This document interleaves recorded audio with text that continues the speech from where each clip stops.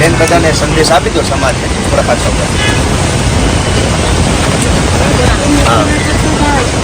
તમારી રીતે બધાને જતન કહી દો આપણે શું ચર્ચા થઈ સાહેબ સાથે. બરાબર.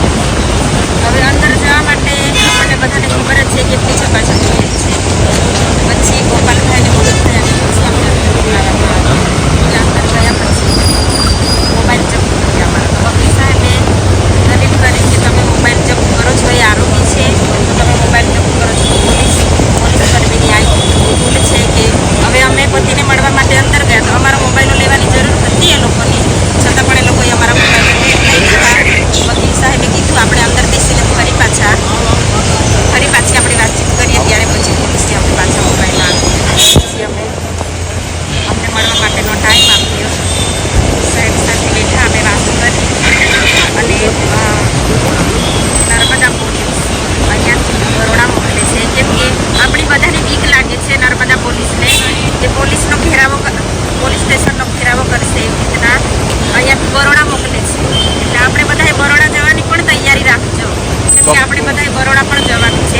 એ લોકો આપણાથી ડરે છે એટલે આપણે ડરાવાના જ છે અને એ લોકો આપણને લાઠીચાર્જ કરીને પીવડાવે છે ને આપણે કોઈ પીવાની જરૂર નથી. આપણે જે લોકો ઘર આંદોલન પણ કરવા તૈયાર જ છે. એટલે જ્યાં જ્યાં સમગ્ર ગુજરાતમાં જ્યાં જ્યાં ચૈતરભાઈની જરૂર પડી ત્યાં ફેમિલીને છોડીને ત્યાં આવતા લોકોના પ્રશ્નો સોલ્વ કરવા માટે એટલે મને મારી ગુજરાતની જનતા પર પૂરો વિશ્વાસ છે કે આજે ચૈતરભાઈને તમારી જરૂર છે એટલે તમે બધા અમારા સાથ સહકારમાં આવશો એવી હું આશા રાખું છું.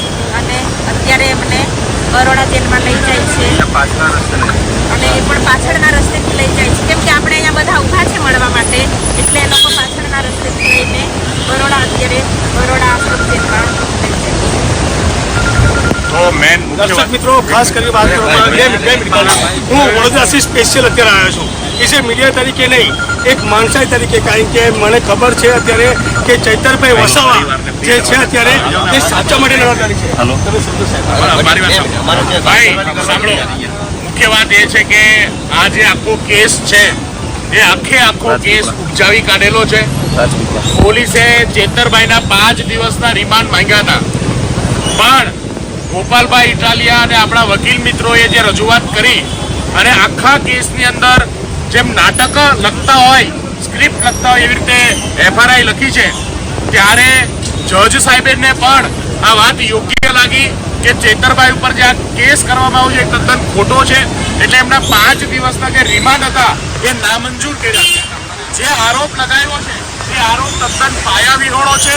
એ કોર્ટે પણ માન્ય રાખ્યું છે. એટલે કે સત્યની જીત થઈ છે. રિમાન્ડ નામંજૂર થયા એ આપણી પહેલી જીત છે. હવે પછી આ જે કોર્ટ છે એ કોર્ટ પાસે પાવર નહોતા જે રીતે કલમો લગાવી છે એ રીતે, એટલા માટે કોર્ટે અત્યારે હાલમાં જ્યુડિશિયલ કસ્ટડીમાં મોકલ્યા છે, જે વડોદરા જેલમાં 2 દિવસ રહેશે અને 2 દિવસ પછી આપણને ઉપલી કોર્ટમાંથી જામીન 1000% મળવાના છે.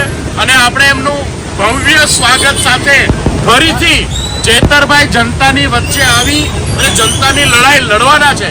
ચેતરભાઈની સાથે જે રીતે આપ સૌ આદિવાસી સમાજ ગુજરાતની જનતા ઊભી છે, આપણને ગર્વ છે કે ચેતરભાઈ વસાવા જેવો યુવાન આજે ગુજરાતની જનતા માટે લડે છે.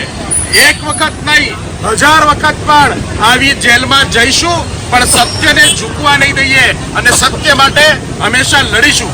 હું ચેતરભાઈના પરિવારને, ચેતરભાઈના તમામ સાથી મિત્રોને અભિનંદન આપું છું કે જનતાની જે લડાઈ તમે લડો છો એ લડાઈ માટે આમ આદમી પાર્ટી ને ગુજરાતની જનતા આપ સૌ માટે ખૂબ ખૂબ આભારી છે અને સૌને અભિનંદન આપે છે.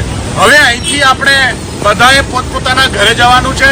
ચેતરભાઈ ઓલરેડી પોલીસ એમને લઈને નીકળી ગયા છે. આપણે શાંતિપૂર્ણ રીતે આપણે ઘરે જવાનું છે અને નવો મેસેજ જ્યારે એ છૂટશે ત્યારે એના અભિવાદન માટે, એમના સ્વાગત માટે આપણે ચોક્કસ ભેગા થઈશું. ત્યાં સુધી શાંતિ જાળવી રાખીશું અને જે સહયોગ થઈ શકે એ કરીશું.